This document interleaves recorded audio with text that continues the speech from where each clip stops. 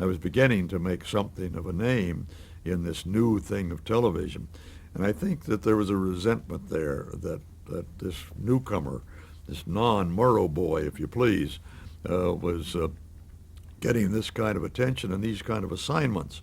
It went as far as the 1952 political conventions, when suddenly I was named the anchor person for that broadcast. In fact, it was that broadcast that caused the name anchor person to be invented by, I think actually the person who invented it was Sig Mickelson, who was the president of CBS News at the time.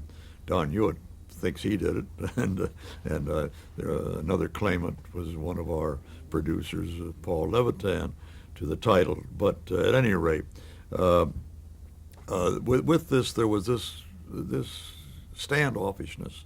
Now, by the time the 52 conventions came along, television news had been on for 4 years on the net with Doug Edwards and the Evening News, and I was getting these special assignments out of Washington, and now assigned to the convention coverage. That was the Democratic and Republican conventions of 1952. 52 really was the beginning of political coverage of the conventions. The Murrow fellows were so concerned about where television was going, they could see it taking over from radio, taking prominence. It was getting all the publicity. And there was a famous meeting that they all attended in Murrow's office by demand on their part, I think, from Washington and New York and around the world. They assembled and had this meeting about where their future lay for each of them with television coming along. And they were complaining about the fact that collar ad boys would take over television news. And the loudest complainant was the handsomest of them all, Eric Sevareid. Well, he had to run a race with Charles Collingwood for the most handsome, I suppose.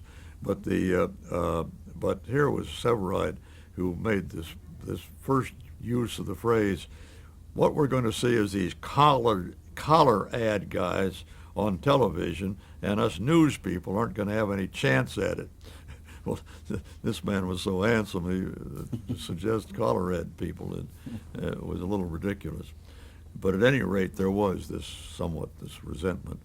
It dissipated, perhaps not the resentment dissipated, but their acknowledgement that television was an important new field into which they should become involved became the new mantra for them. The 52 conventions had a lot to do with that.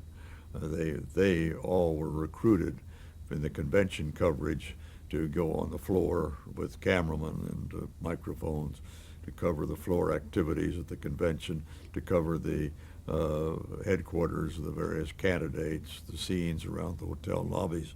I was the anchor, but they had new roles to play.